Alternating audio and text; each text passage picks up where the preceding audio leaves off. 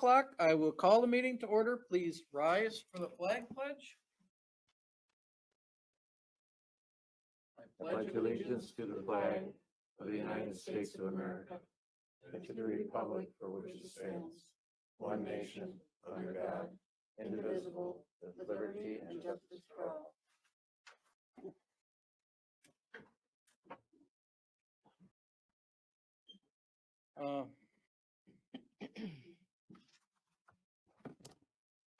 Everyone looked at the agenda? Motion to approve it. Second. Louis, motion to approve, and Patrick seconded. Any discussion? All in favor, say aye. Aye. Opposed? Passed. Approval of minutes from November 18th, 2021. I'll move to approve. Second it. Shelley made the motion to approve. Janelle seconded. Or Lynn, sorry. You're on my mind today. Any discussion? All in favor, say aye. Aye. Passed. All right, petitions. Docket number PC 12-16-21-01. And Eric Johnson.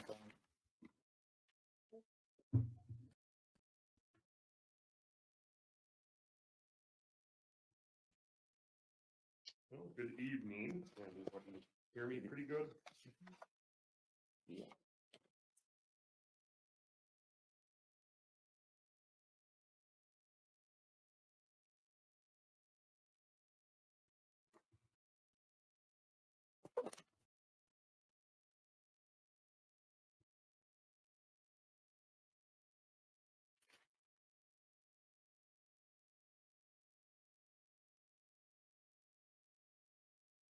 Okay, I'll present the first IUP/CUP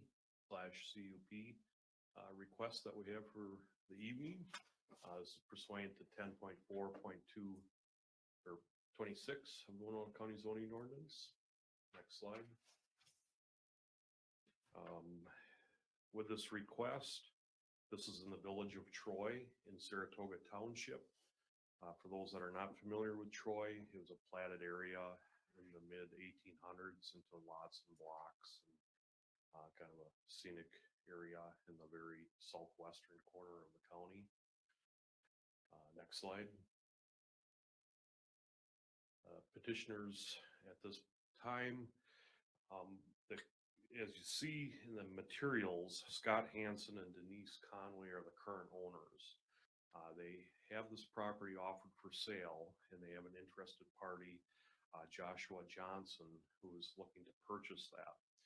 It is the new buyer's desire to convert the dog patch.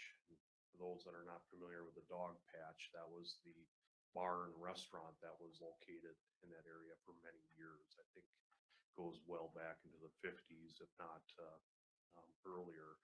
It had intermittent use. It's currently hasn't been used as a bar and restaurant in many years, but the current owner, Scott Hansen and Denise Conway, have done a lot of work with that building. They turned it into somewhat of a kind of a museum and recreational use, just as an accessory structure to the main house that's there. But at this time, with this application, they wish to convert that dog patch building, which is roughly 50 by 64, into a single family residential dwelling. There's also a smaller house that's 24 by 28, and it is a desire to utilize that structure for a dwelling for the applicant's mother. This has been processed by staff as an interim use because they are asking for a second residential dwelling on small acreage in that district. So it falls under the realm of healthcare, providing healthcare for either the occupants of either dwelling. Staff has received comments that explain what the situation is with the mother, and staff would concur that it is a valid healthcare request that they had submitted. Parcel again is 2.3 acres. Next slide. A couple of pictures. This is looking at the former dog patch structure on the left. And then as you look at the slide to the right, you see small addition onto that dog patch structure, and offer to the further to the right or to the west is where that other existing dwelling is. Next slide. Couple more pictures. This is looking at the front yard, or the portion that's accessed by the Saratoga Township Road, otherwise known as Troy Valley Drive. And this would be looking roughly to the south. And then a side profile. Next slide is showing what the new floodplain profile is. Again, the maroon cross sections show what the 100-year base flood elevations would be. In regards, there's also information in the file that shows what the existing floodplain is. It does show a slightly increased boundary kind of to the north western portion of that, but the improvements in the project area show that it would be free from the zone A, or the 1% flood hazard area. Next slide. Currently there's 2 existing septic systems. There's a holding tank that's serving the small dwelling kind of in an interim basis. And there is a larger, more elaborate system that serves the dog patch and bar, but it's fairly old. It was put in the early 80s. I think there's 4 or 5 tanks, and there's an extensive amount of drain field. However, with the soil requirements and the compliance standards today, it probably doesn't stand a very good chance of passing as far as compliance inspection. So whatever upgrade they would do, I'd envision that they would try to couple both of those systems into some type of a joint treatment that would serve both of their needs for both of those structures. Next slide. We did receive the township acknowledgement form. I believe it's not signed in the packet, but we did get follow-up from both the chair and the clerk, and they indicated that they don't have any comments formally. Next slide.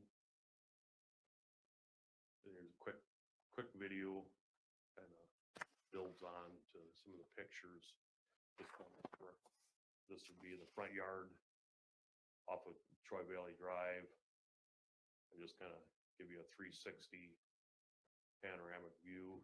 That would be the area with the stream off to the left. And looking at the dog patch structure. Looking at the smaller dwelling.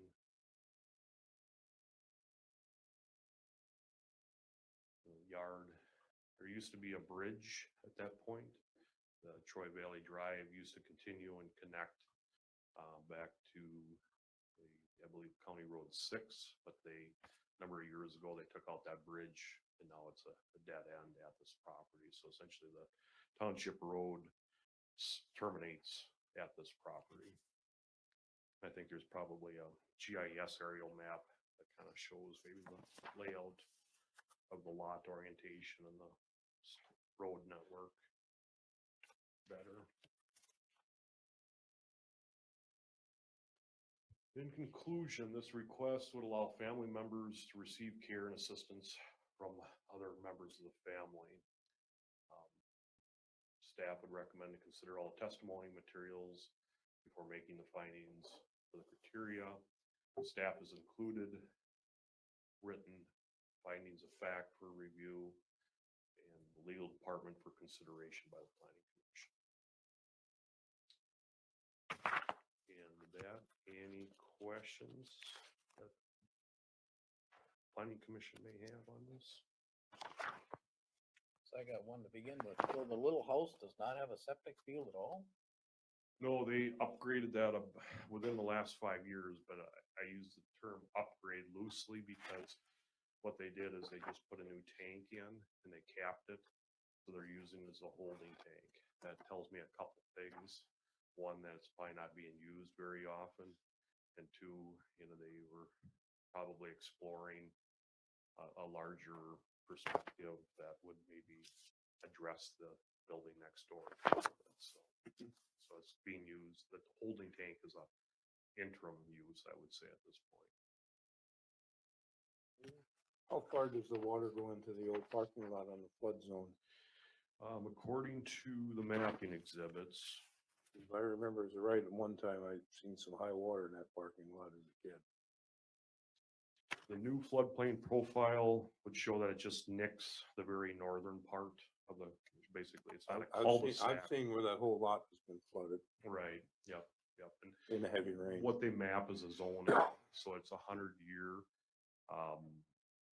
And, you know, the existing floodplain actually is less. It's showing that it just comes up to the bankment, but yeah, it's extreme rain events, it could probably overtop. I remember when, Driveway. Red, what last name forgets me now, but, when he ran it in there, he had some problems with floods once in a while, cause he used to run chicken feeds there. Yeah. That's long. They'll have to deal with it. Anyone else have any question? Well, I don't know, it's probably just semantics on page 30, Eric. It, talks about future improvements, addition of 2 buildings and existing footprint, sanitary system. The second one says construction of an agriculture building approximately 30 by 40. Is that just not worded properly?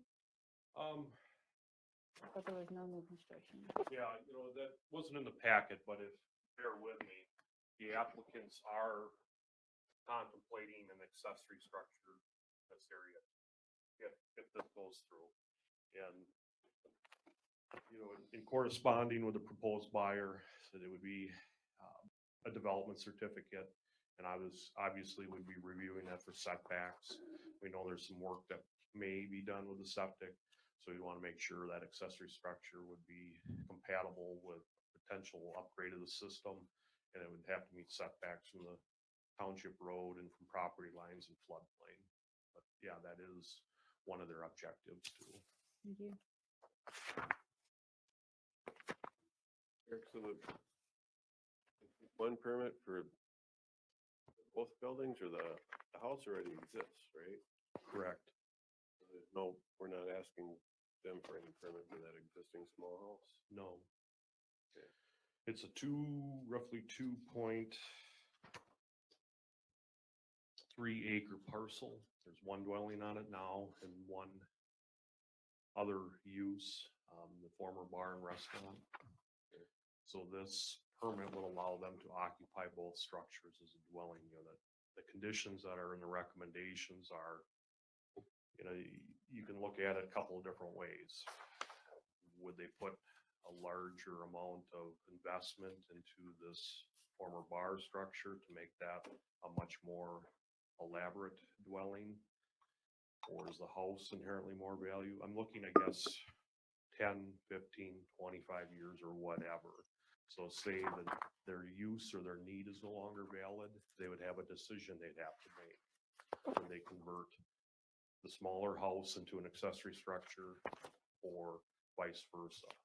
And that would give the applicants the option. Or it could be that if you have new owners way down in the future, that they'd have to reapply for whatever scenario that they think would fit the ordinance too. So it's speculative. It's all one parcel. It's all one parcel. And if it was agriculture, then the second dwelling could be for farm help. If you have a need on the property in which it's being resided. So I don't, it's not in farm That's not what their production. request is. No. I mean, I'm just trying to understand when we require it and when we don't. Right, you know, to split, you know, one route that the applicants could do to make, say they had 2 independent owners, they wanted to separate the parcel. If we look at the site plan, it would be very difficult for them to meet setbacks. In addition to surveying, they'd probably be looking at a whole package of variances because of short standards as far as meeting setbacks. If you were to take it on as 2 separate, it'd be very difficult for them to do that. No, that's not the desire.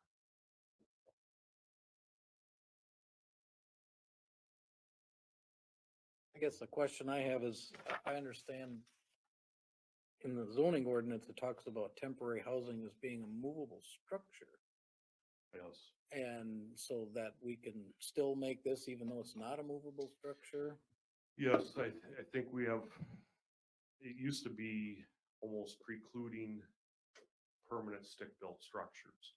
But now, I'd say in the last 10, 12 years, we've entertained different alternatives. Accessory structures are converted, other structures, because that has been an issue for planning commissions and county boards over the years. Townships have always been concerned through this type of application for part-time farm help. There was farms that historically would have 2, 3, 4 mobile homes put on them. And the question and the validity used to be questioned by some of the townships, that are the occupants performing farm help, or are they establishing a de facto mobile home park for rental purposes?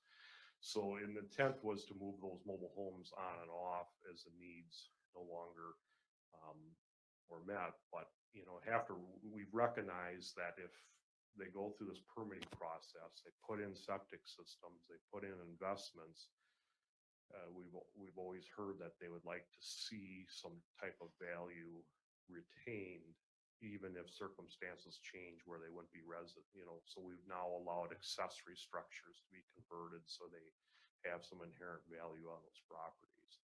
So in that way, we have been more flexible from the county approach on these. Could you, just so I'm not quite understanding, in the past, we haven't, anything that's been a dwelling has been a CUP. I don't remember any IUPs for dwellings. So can you explain to me how that's different? The IUP is, there's an identifiable event, either one or the other party has moved, they no longer have health care, or in the case we've had part-time farm help, they've no longer had a valid use for part-time. Since there is a prospective potential event in the future of that, that would fall under the interim use permit. What's the potential event in the future? Identifiable date that's where there's no longer a valid occupant or a valid need for this relationship for healthcare reasons. And we've had a number of these in the past. Mr. Chair, Yes. we did do one as an IUP 2 years ago after we implemented the IUP ordinance. It was a medical dwelling that we approved as an IUP with that basis. And I It's the believe that same as this the, one. right? yep, I believe that the language for the finding regarding temporary use was copied and pasted from that one to your findings for today. I just remember back when we were discussing adopting the IUPs, things like family night on the farm, so they didn't have to get a conditional use permit. Permanent dwellings, This isn't supposed to be a permanent dwelling, and it's known up front it's not a permanent dwelling. got foundations under them and they exist. That's why in the zoning ordinance, it's portable ones on wheels or whatever it's in the zoning ordinance, but he just explained why they changed it to some temporary structures, but this is for healthcare. And if she passes away, then they no longer have the healthcare, then one of the two homes has to be vacant. They cannot sell it as a home, correct? Correct. I mean, And they it cannot, wouldn't have to be vacant, but it just Well- could be used as a dwelling. They, you know, right, they have- can't rent it out, they can't they can't turn it into apartment, they can't. I think in the spirit of things, we're getting away from what the applicant's asking for. I understand it's a medical event. Mhm. We've got a house that's the size of my garage, 24 by 28. It's a single story one. If you want to move that, you could jack it up and have it out of there before evening. I mean, if that's our concern. But in the spirit of things, I think we're getting away from what the applicant is applying for. I think we're making it way too complicated. It's got a storage sewer in it now that they pump it. I think they're being creative to try to make a use out of this property that is just sitting there rotting. Oh, yeah, I have no issue with, So I'd like us to focus on the application and not the speculative parts of other things here. So just trying to get us back in order. Any questions, other questions for Eric before we leave him go? And I can answer if something comes up. Yeah. Thank you. Okay, is there a petitioner here who would like to speak? Is there one online?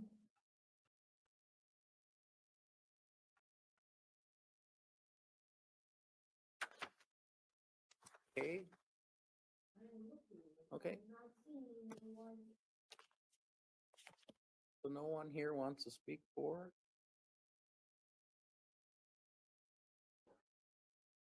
The only thing I'd add is I did talk with Scott on the phone today, and he said, well, I explained what the process would be, and he was on the fence whether or not he'd comment. Also did send a follow-up email to the co-petitioner, the proposed purchaser, just if he had any questions going into this, so it is what it is. So they didn't say if they were coming or not to you. Okay, thank you. And no one's online that we could find? Okay. Motion to open a public hearing. So moved. Boy, who did that? Kelly made the motion. Louis seconded. The public hearing is now open. If anyone would care to speak for or against this petition, please come forward and speak your piece.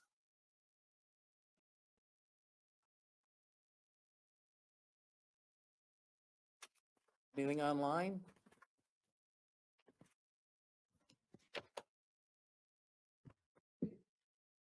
If anyone wishes to speak for or against the petition, if so, please step forward, state your name and address and what you'd like to say.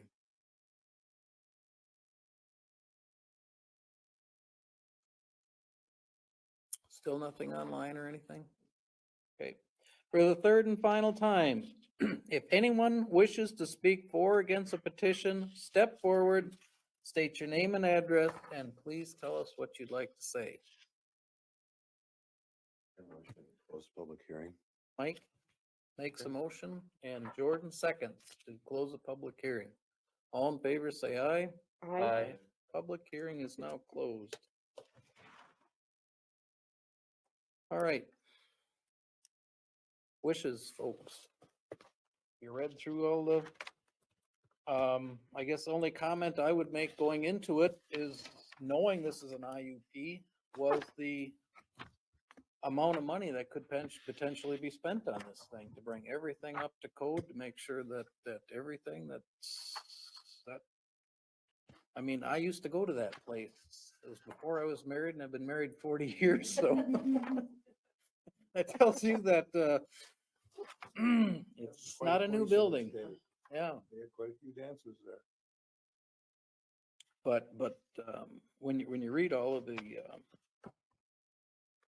things to bring everything up to code, it's not gonna be an inexpensive Mr. Chair, plan. Yeah, Mike. my comment on that is I wouldn't bring in all the necessary consultants and engineers till I knew I had a viable project to even get bids for. So I think I that's what we're here understand for. I understand that, but I'm just, Well, yep, whatever it is, it is. whatever it is, it is. You put the money down for this hearing. Yep. And I personally, as you heard earlier, think that Joshua Johnson is trying to be creative, to take an abandoned bar. Mhm. And I too, growing up in Chatfield, can go back farther than you, Mark, and I know about that.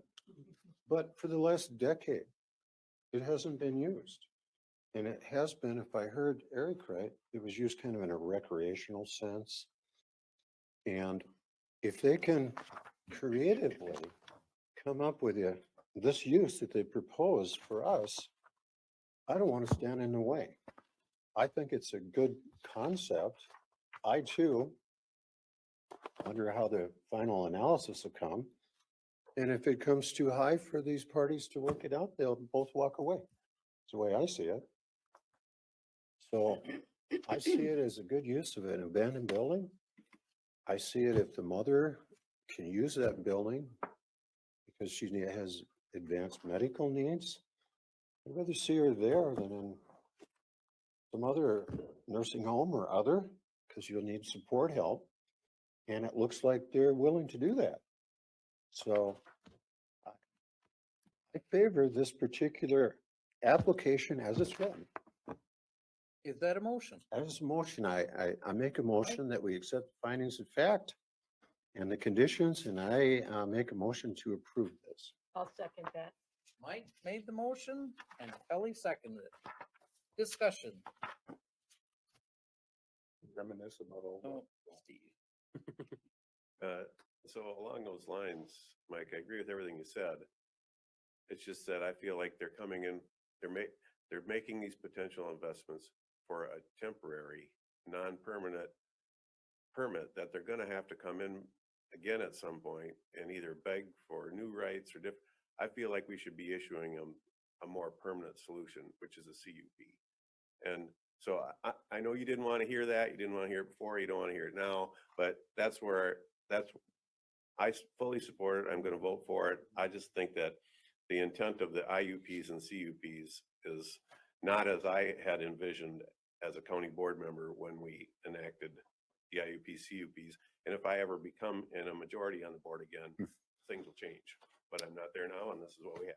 And actually, Commissioner, I agree with you too, but I'm here to help the petitioner. Yeah. And this is what they've asked for, not what you and I would like to see our applicant be. I'd like to give I them more. agree with you. An IUP is not a permanent solution. They're gonna have to come in at some point and redo things or rebag or ask. If the IUP creates more busy work for the government and for the applicant, it's not a permanent solution.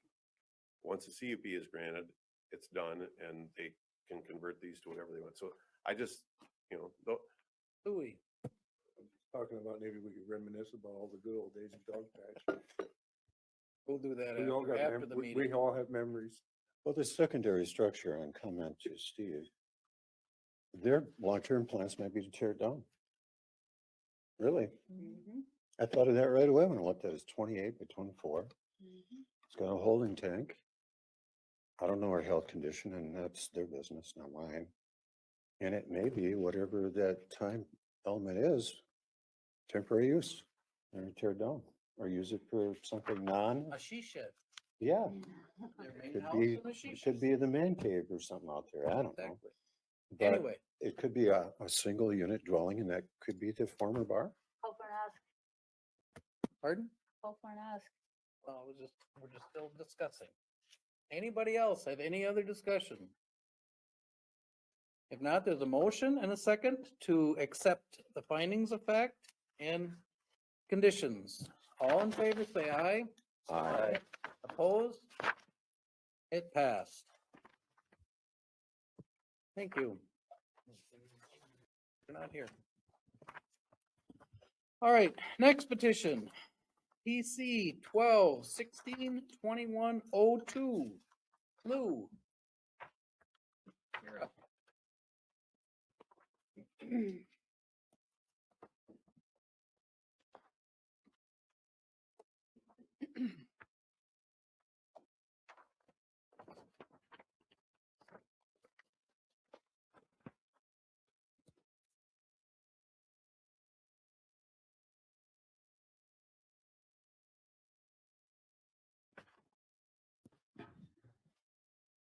Good evening.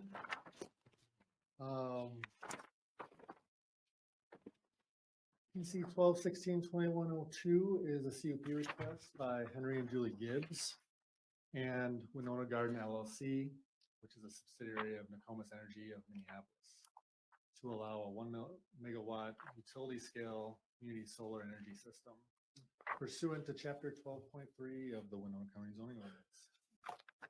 Next slide. The site is located on County Road 114, just west of County Road 30, I believe. 31. Thank you. I was just noticing it's not on the map there, but just west of the junction of County Road 31. To give you an idea, there are a number of other of these that you've seen before along County Road 114 to the east.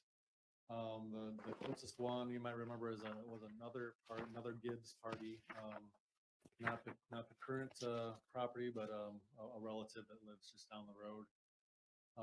And then there's two more further down Center Road 114 towards the Herbers. And then there's What's the one volume on this thing? to the north as well. And the windmill. In What's that? between, and the windmill in And between there's a all that. windmill right next door to this property. So the Give it the, to me. the Sure you got shit to do. I don't know where the volume It's, is. I don't on know the what property. video. That's gone now. Next slide. Oh my God. This is the location of the solar array. It's taking up approximately seven acres. Parcel consists of 125 contiguous acres. It's connecting to the XL energy grid. There are class 2 and 3 soils on the that make up the existing or the proposed site. It's being used as a hay field as well as pasture land at the moment. Slopes are around 6%. Soil survey gives them as 6 to 12. I don't think there's any slopes there that are pushing 12%. It's closer to 6%. And the nearest neighbor is to the south there at 17497 County Road 114, and that's about 600 feet away. There's also another neighbor just off the screen to the east, a little bit further than the 600 feet. But if we were able to zoom out a little bit, there is a nice tree line over there that's screening from that direction. Next slide. This is the petitioner's site plan showing the layout of the solar panels, access drive coming in from the south. There's a couple of stormwater ponds. The bigger one is on the east side, the smaller one on the west, at the southern part of the project area. And it also we'll get into it a little bit slide that's coming up, but you can see on there the landscape plan with the vegetative screening that they're proposing as well. There's a 7-foot tall fence. Solar modules are 11 feet tall, and they're tracking modules that would track east to west. They have submitted an erosion control plan with their application packet. The SWIP, or the Stormwater Pollution Prevention Plan, would come later, and we'd be reviewing that, going over that when we do the development certificate. There will be a vegetation management plan, and pollinator-friendly perennial vegetation will be included. And the decommissioning surety is $50,000. So I think that's pretty standard and similar to other ones that we have heard. Next slide. Screening is similar to what we've been going for on other large solar energy systems. It'll be primarily along the south side of the solar farm and then curling up around the sides a little ways. But it'll be, the main portion will be along the County Road 114 facing side, and they're proposing utilizing 2 species of evergreen and 2 species of shrub. Next slide. This is the screening plan. You can see the different vegetation that's being planted there a little bit better, as well as the stormwater basins are the ovals along the southern part of the project area. Next slide. Mount Vernon Township has reviewed the petition and stated that they do not have any comments. Next. We've also sent notice to neighbors and have not received any comments as well. There are 7 standard CUP criteria, plus there's 3 criteria for specifically for large scale solar energy systems. For 10 criteria that you'll be using to make your decision. The proposal appears to meet the criteria to grant a conditional use permit, and that's the way that staff has written it. I think there is one criteria, perhaps, trying to remember now, that maybe it was had to do with the visual impact of the project, but that would be the only one that would not be meeting the criteria as we have drawn it up. Number 3. Of course, there is screening to help mitigate that. So, next slide. Recommendation is to consider all testimony and materials before making findings for the criteria that supports the Planning Commission's decision. If the decision is to recommend approval, staff has included 16 conditions for consideration. Next slide. There is one of those conditions has been modified slightly it's the only thing that's different of the conditions from the past ones that we've looked at, is to include an additional $5,000 surety for the landscape plan to help ensure that that gets done accurately and gets buttoned up. You're probably aware we've discussed it in the past, but we've had problems in the past getting those sites done properly as they move through contracts and trying to establish seed and that type of thing. So that's supposed to help with that. That's all I have. Is there any questions at this point?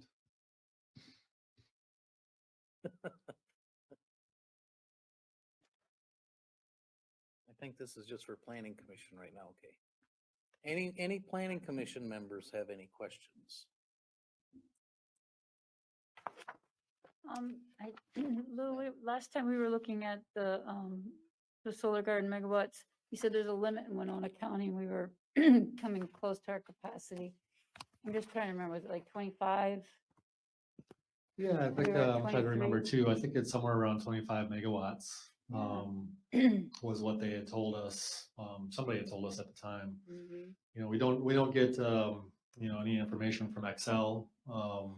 And there are other, and that would just be for the Excel grid. So we have approved a My Energy solar array. So that wouldn't, that was a 2 megawatt one, right? But that wouldn't be included on that 25 megawatts that Excel has. So Okay. this would be going on the Excel grid, and I don't know, maybe the applicants are always much more informed as far as that goes, because they're making application to Excel, so they might be able to enlighten us a little bit on where we're at as far as capacity on the lines. Do you have a percentage of what of that is class 3 and what is class 2 soils there? I don't think, do we have I don't think we have a map of it. No, I don't know. I can't remember. There was, I think, only, if you look at the soil survey, there were 3 different soils on the site. I think the class 2 soils were a smaller portion of the 3. Say that it was pasture now. It is pasture now, and then the southern portion of it looks to me to be a hay field. Any other planning commission I members? hate to keep asking, but so how is this determined in IUP versus a CUP? Well, this is a CUP. Yeah, I see that. There's not a definable end date for the project. But we know it's not intended to be permanent, right? I don't know. They say it's got a usable life that's a certain number of years, but that could be things could be upgraded or replaced. Well, we've gone both ways on the solar arrays in the past, right? We've stuck to it being a CUP from the beginning. I don't think we ever issued an IUP for a solar farm. Right after the IUP ordinance was implemented, staff brought solar as an IUP, and that was changed multiple times. So from that point forward, we've copied it from what was requested by the planning commission and the board for those petitions.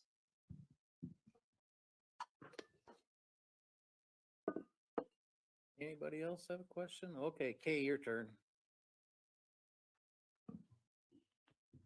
Thank you, Mr. Chair. I had no intention of course, of being part of your deliberations, only to augment staff's comment about the financial surety addition of $5,000 in cash, not a bond. This is not something that is random. That is something that came out from some county solar meetings that have been taking place lately. So we would not be an outlier if the planning commission chose to recommend something like that. Thank you. Alrighty. Where are we? Petitioners, please come forward and explain yourself.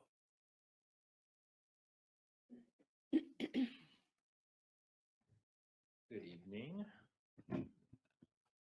My name is Blake Johnson. I'm a developer for Noxious Energy. Address, please. Where you live. Where I live, Yes. 3716 Pennsylvania Avenue South, St. Louis Park, Minnesota. We have been working with Henry and Julie on the site. Lou did a great job of explaining everything. Feel it's a very good site, has a great southerly slope. We have implemented, like you said, some screening to the south to block what we can of the view of the solar farm from the road. I know, we're excited to move this on in the development process, as are the Gibbs family. So here to answer any questions you guys might have. Anyone have any? When's construction gonna start then next spring? And when's completion expected? Yeah, I believe we are set, should everything move forward, for June of next year. And then construction will take a couple months and should finish up in the fall. Thank you. Are they still gonna be able to access that portion of the pasture and field to the west of the solar farm there? Yeah, I would imagine so. I believe they can access it from their home place there as well. This would be staked, like, driven stakes into the ground. Yeah, Will yeah. will you grade it first or not? There will be some grading, which we have Buy included. without grading? No, it just with the slope, there will be some grading that's needed, just as part of the erosion control plan and for constructability of the tracker system. But that is included in our packet as well, shows some of the areas that we would need to grade there, but still very minimal. Anybody else have any questions? I guess the only question I have is, do you have an off-road spot to unload your loads of semis when you're building this? Do you have a place to get off of the highway and unload? Yeah, so you can kind of see it there, but at the end of our access road, there is some additional area there for unloading and offloading of construction materials. Okay, because we had one in our township where they parked their truck in the middle of the road and blocked the road for a while, and we had some very unhappy people when they did that. Yeah, no, I can imagine.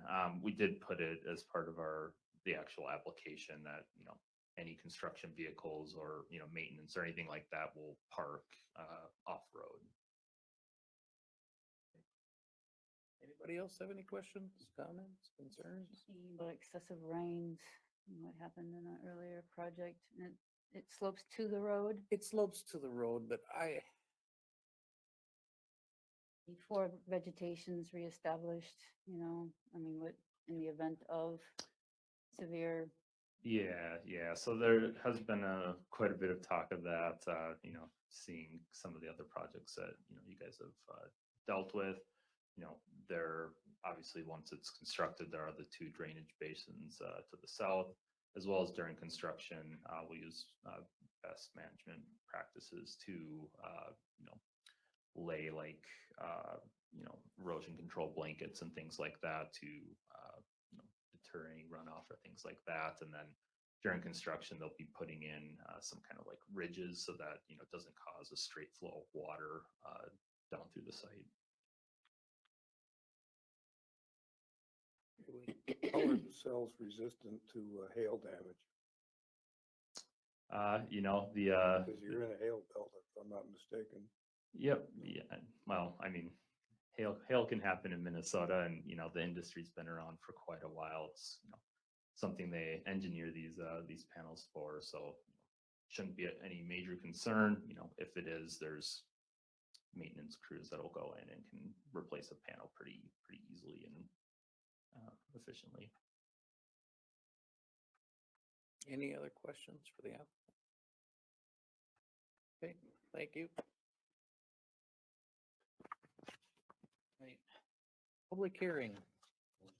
Public hearing. Michael moved to the motion and Kelly, second it. All in favor, say aye. Aye. Public hearing is now open. If anyone wishes to speak for or against the petition, please come forth and speak your piece. I see someone on the internet. Is someone interested in talking at this meeting? There isn't anyone on there.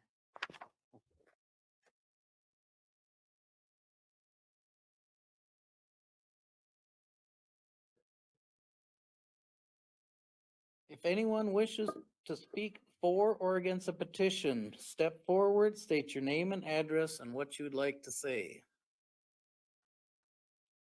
Okay, Mr. Chair, we only see one new addition compared to the previous petitioner. A petitioner, it's SMT 580, not identified. okay. Otherwise, same group as before the house. Use Morse code and ask them if they would like to speak and they can't figure it out how to make it work. Okay. For the third and final time, if anyone wishes to speak for or against a petition, please step forward, state your name and address and what you would like to say. Public hearing.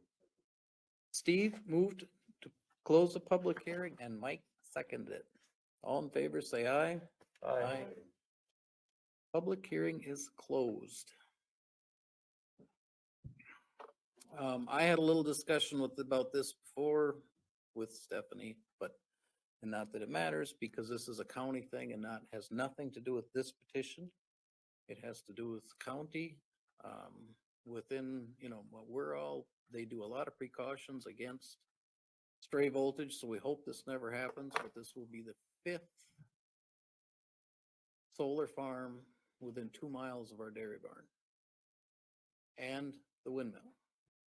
And I think that there's plenty of room in this county that they should be sharing the wealth or spreading it around or something or another. But that's a county business. It's nothing to do with this petition, but I just want to say that so it's on the record. And yeah, this is the 5th one within 2 miles of my dairy farm. Speak about spray voltage, maybe there should be a requirement of the copper grid surrounding the project, so it would deaden the stray voltage situation. They You know have, what I'm talking they, about? yeah, they have all kinds of mitigation things here and testing and everything else. And so far it's been fine, but we're only a few years into it and everyone knows what happens to wiring when it gets old. We have had a few times where we issues, but that's another story. We're not talking about that today. I have a question of the county of how long they keep the $5,000 cash on the erosion control.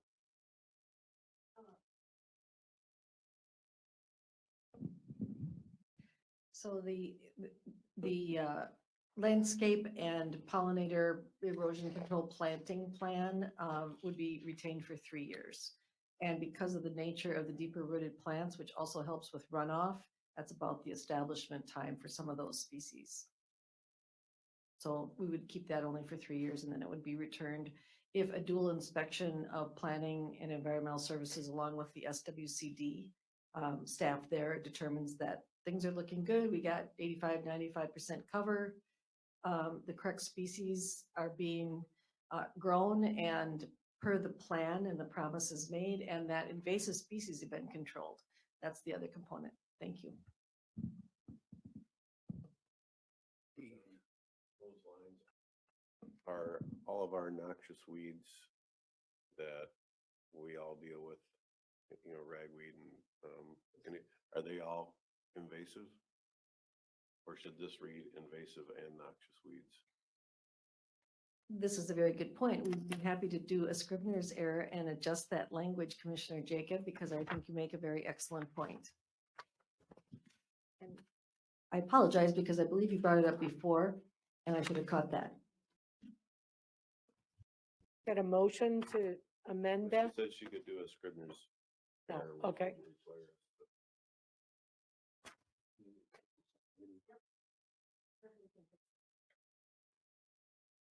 You want a motion and amendment or? If it's consensus that we can make that change, we can just do it. I'd say we just do it because I think that was the intent. One thing I saw when you held up those beautiful looking trees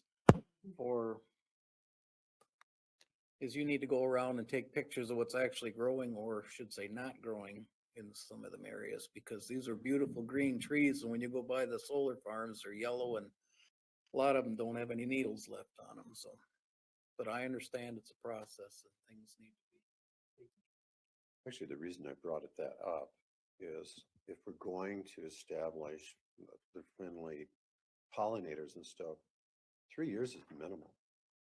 You cannot, I know some people were thinking that you click your fingers like sodding your lawn, but that's not how it works.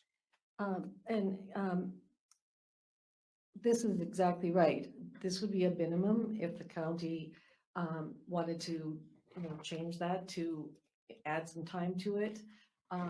Having been a landscape contractor that installed pollinator plantings of this type, 3 to 5 years is not unusual. It really depends on the level of maintenance and the removals of invasive and noxious weeds, because you can get things going a little bit faster. The right seed mix we know we'll have because we work with the SWCD and county staff to ensure that. So that's something that your group may want to consider. I think the main issue is the trees. And they won't grow within 3 years. Yes. Thank you, Ms. Stanage. So establishment within either a warranty period, which is generally 1 year, and then nursery landscape business. Generally, if evergreens are placed such that those that don't want wet feet are not getting inundated with water, and those that would prefer to be a little damper are getting what they want, we will know within 2 years whether they're going to thrive.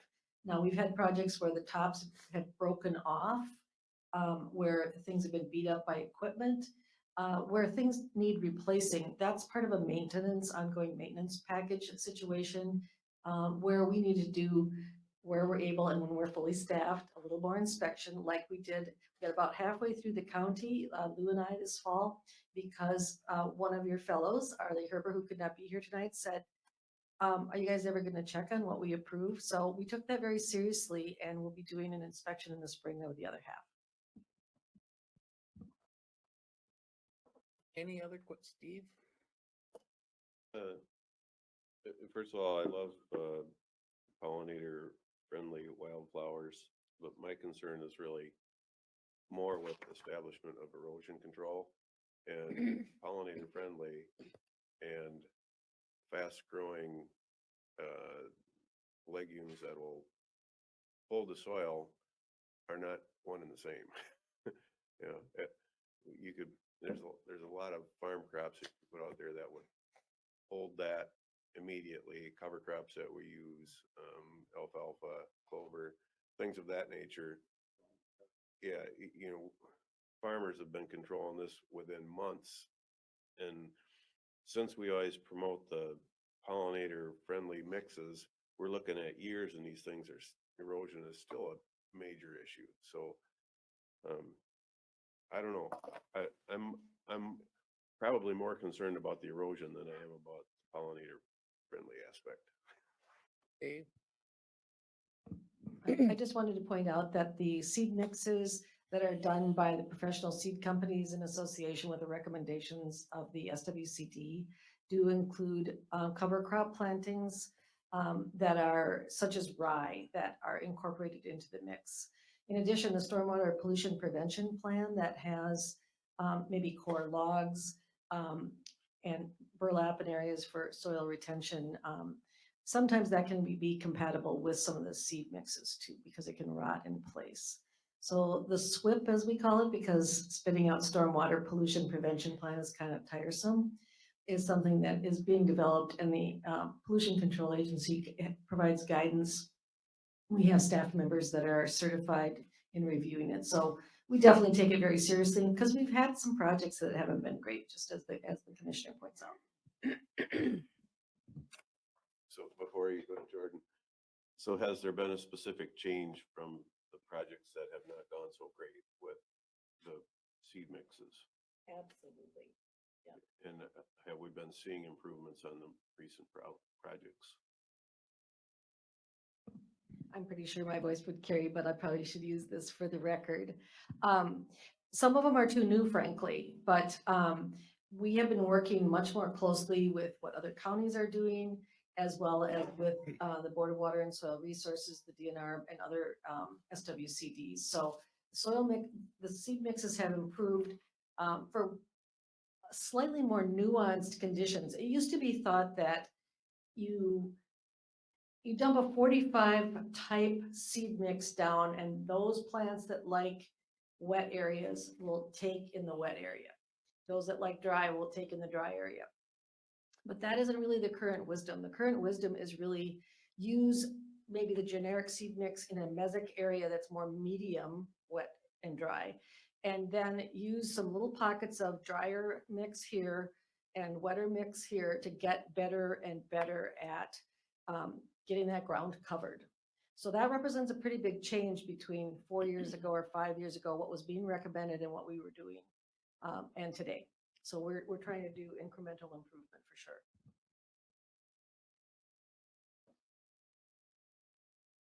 Well, I just wanted to speak on what Steve asked earlier about this being a CUP.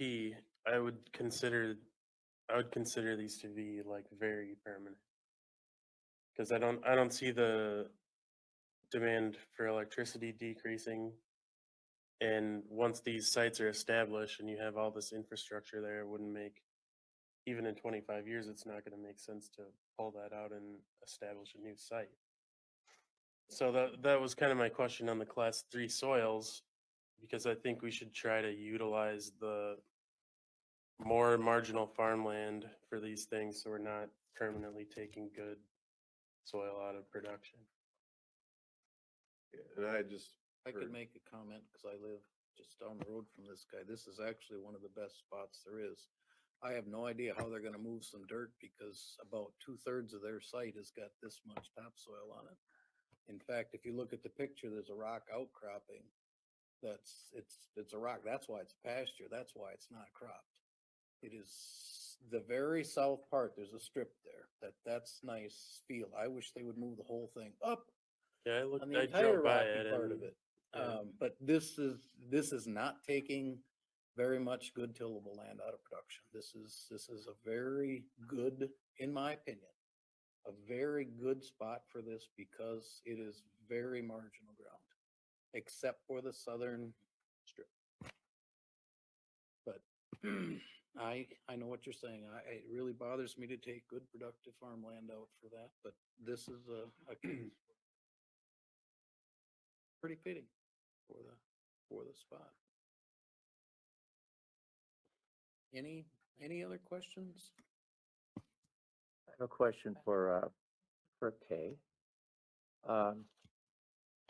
What Chairman Mark had mentioned earlier about stray voltage, do we have resources here in the county to address that in depth? That's something we have to go out of county for? I'm gonna actually ask the petitioners, if you don't mind, Mr. Byron, because my understanding is that those electricians that can do this work might be highly specialized, but perhaps either Lou, Eric, or the petitioner could better answer that than I.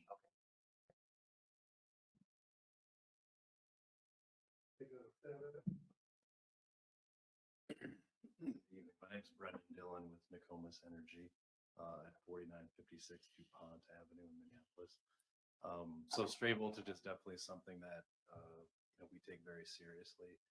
So we've worked with a couple of groups here in Minnesota. I don't think either one of them is in Winona County, but they do travel around the state to provide those services. And I think with kind of the proliferation of these types of solar systems in the state, you're seeing more people learn what it takes to actually do the testing right, because it is being required more and more. And I think you'll see in our package, we did submit a stray voltage testing plan where you'll see, I think it's 8 spots around the perimeter of the site where we'll do baseline testing before construction, we'll do testing immediately after we energize the system, and then 1 year after, we'll go back and test the stray voltage again. And that information will be, Provided to both the county and the township also requested it okay, as well. okay. So it goes farther than that, doesn't it? Hopefully, not just after a year. Is there any But it- follow-up? Yeah, well, Also says the applicants shall also arrange for testing on abutting properties, for stray voltage. Yeah, and that's something we sent a message to Lou a couple days ago to get more clarification on what the requirement is there in terms of, where on the abutting properties. Because there also is language that basically says if it's shown that there isn't stray voltage on the abutting properties, that property owner needs to pay for the testing. And so we need to work out, how does that work? Do they request it? Do we just do the testing and then send them the bill for the testing if there is no stray voltage? So I think there's, some middle ground I think we should find there so that we are, addressing the situation appropriately without burdening the adjacent landowners with costs that they otherwise might not have wanted to have. Beyond year one, it's a 25-year project. Do you see some sort of discrepancy in output to think that there may be some damage or there may be some stray voltage? I mean, what do you do after year one? Because the wear and tear happens. Our understanding and as with our consultants, if the system is designed correctly and properly grounded, you shouldn't see stray voltage at any point during the system's life. And if something is designed or installed incorrectly, you'll see it right away and you need to address it right away. It's not typically something that shows up over time. It is either a design defect or an installation defect that you'll recognize right away. have you had installation projects in areas across the state here that have a fair amount of dairy? For sure. If you could elaborate on that. Yeah, and those are the areas where typically, the community is most concerned about that. And so we implement, these testing methods to assure that, both the system was designed and installed, correctly to mitigate any risk of that.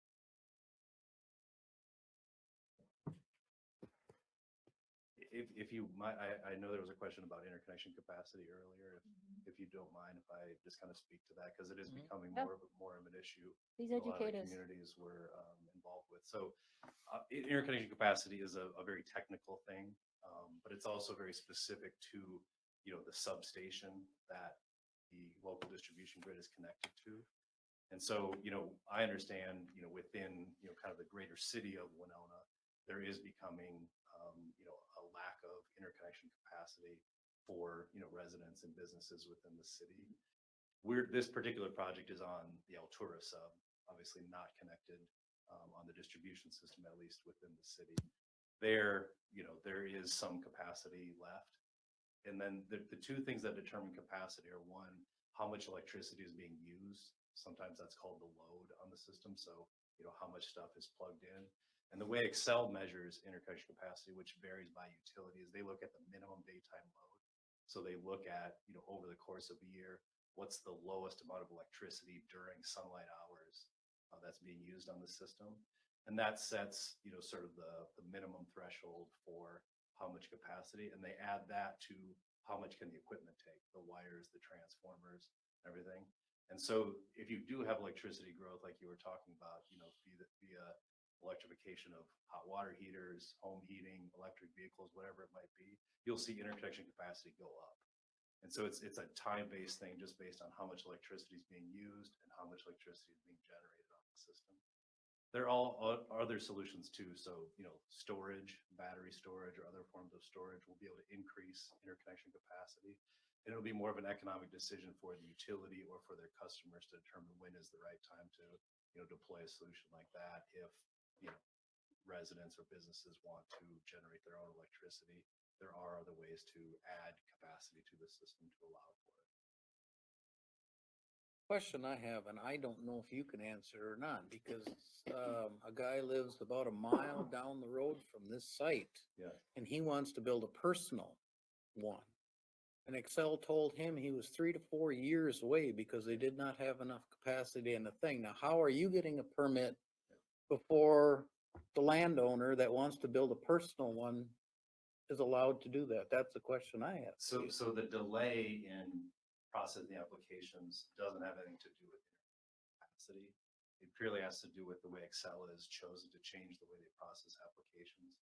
Up until mid 2019, they processed applications in parallel. They did it on a first come, first served basis. So those applications in front would get, the capacity was available to them, but they would still review all the applications together and just allocate capacity, on a first in basis. They changed in the middle of 2019 to where they won't even process the application until they fully processed all the applications ahead of it. And they also lengthened the time that it takes for them to review these applications. It went from, roughly 90 to 120 days to now about 300 days. So it takes them, almost a year to review a single application. And that's what's causing, I think I spoke to the gentleman, I think he was on the township board. Yep, he is.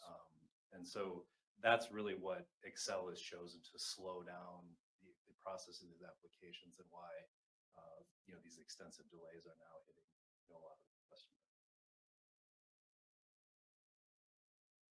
Cool, thank you. Thank you. Any other questions? Chairman, Clark, I appreciate you bringing that up. I think it's something that we have to kind of keep on the table or in front of us as we move along here.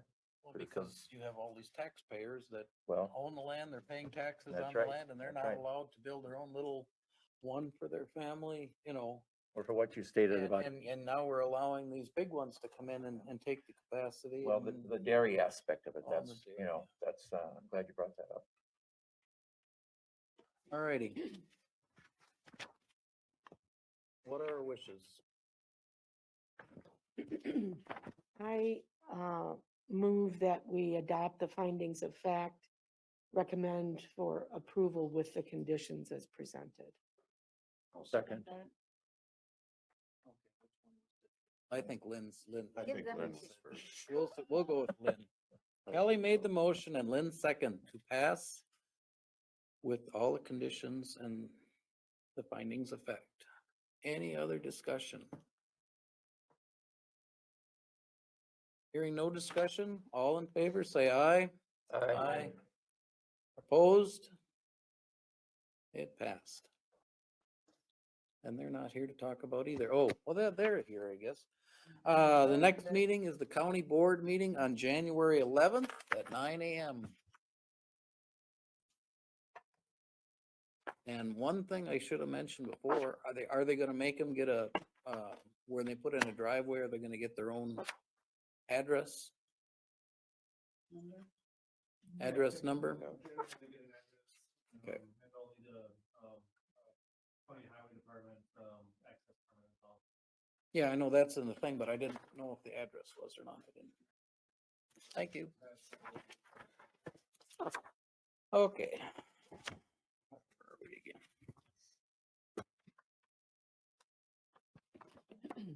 Board of Adjustment. Yeah, we voted on a petition for Bradley and Rochelle Strand to put a deck on the front of their house, within the 100-foot setback from the center line of County Road 39. And we approved that. That was all we had today.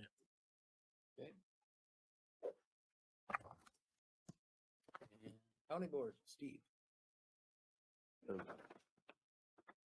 so, county board approved the Evanston, repair business CUP or was IUP, and the, bigger staff public hearing was held and the associated rezoning was, approved, so.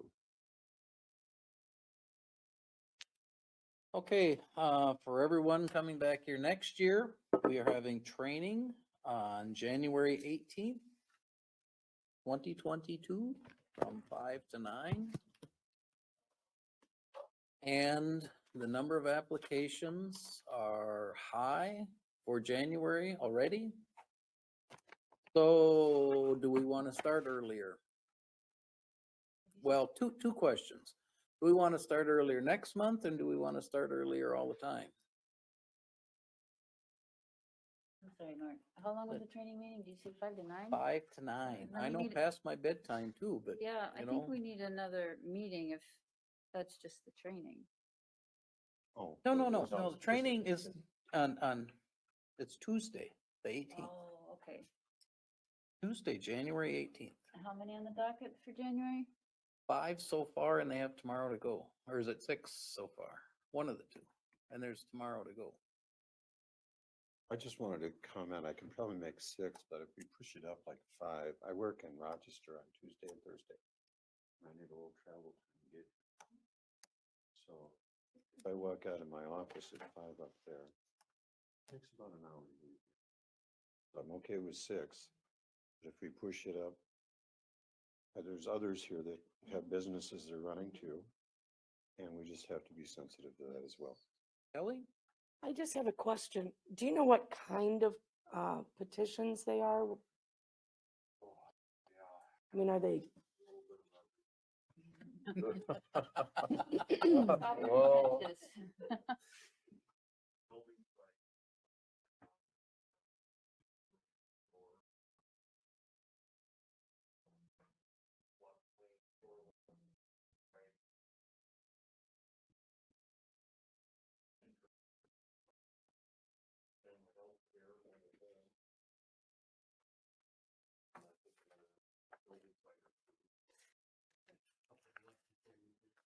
Okay. Mr. Chair, earlier the better. However, it works out, flexible Okay. enough with that, so. I think an hour early is a good experimental, and then maybe we can move forward if it works for people's schedule. I like that. 6, yeah. As long as I got enough lead time. Yeah, earlier is not just better for me personally, but I feel like staff is, they're normally done earlier and they have to probably, I don't know, kill time in town or do something until the Good meeting. point. So I think it would be better for staff probably as well. I want us to be fair to the petitioners too, though. Many of our petitioners are working jobs. So in fairness, I think we all agree we're probably okay with 6. But to push it ahead, if I was petitioning for some, I'd want to be here. But if I'm working for Timbuktu and I'm petitioning for something that has nothing to do with where I work, I don't want to compromise their ability to get here. But Board of Adjustments at what time? 1 o'clock. 1 o'clock in the Well, afternoon. I'm not saying that people don't have to make Yeah. adjustments. So. That's why but- yours but are I contentious. I understand that too. So it's pretty much, everyone said 6 o'clock will work? So who's all retiring this year?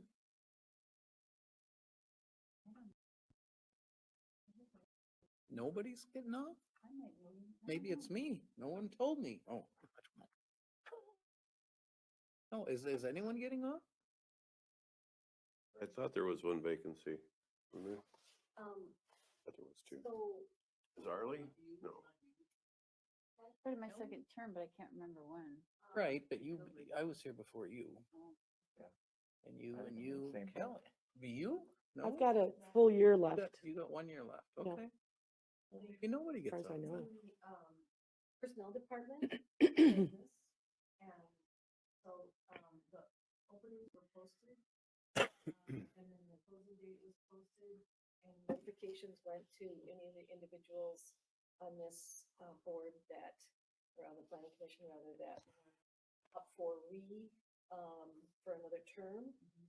And then, if for some reason, either you did not, up for another term, or you did not get the paperwork in time, you will not be eligible for 1 year.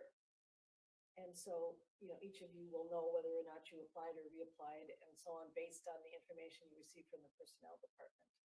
So that could mean that there's an opening, at the most, I think we have one opening, but again, this is not handled by my department, sorry.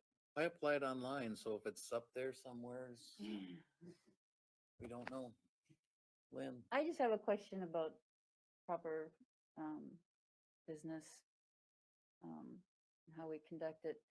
So if we do have a 5-hour meeting and someone cannot show up at the prescribed start time, is it okay to come when you can and come late? I'm sure it's a disturbance to the group, but how do you handle that if someone can't As long as you start? have a quorum. Mhm.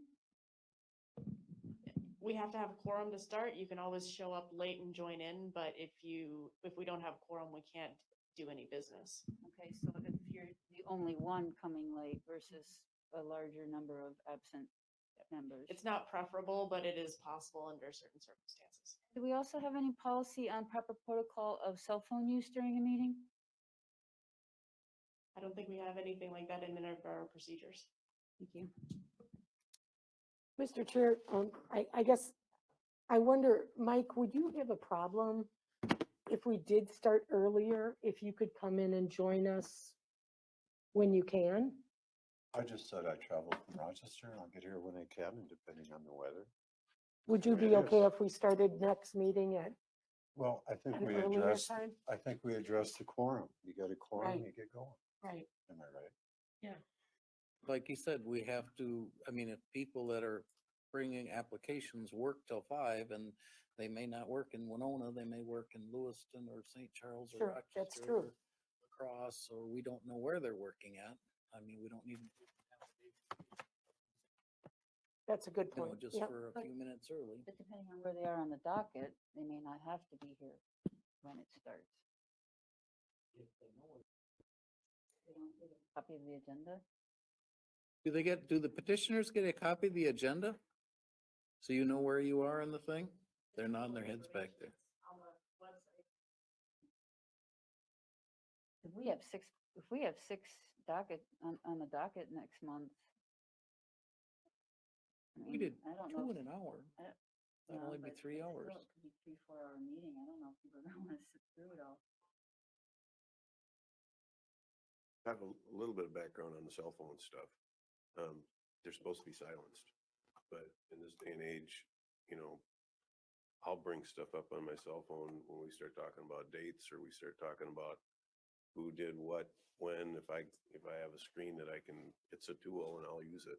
I mean, I generally try to keep it turned over so it's not distracting, but it is supposed to be on silent. Mine on because it tells me what time it is. Now, it's not important here because for some reason we don't have to do it, but at other meetings, I have to, every time that something's approved, I have to name the time it was approved. Anyway, that's not here there.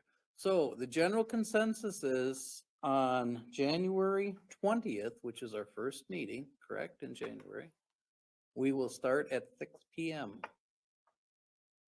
That everyone nodding their head? Move to adjourn. Second. Kelly made the motion. Patrick second. Move to adjourn. All in favor, say aye. Aye. At 8:19 p.m. There we go.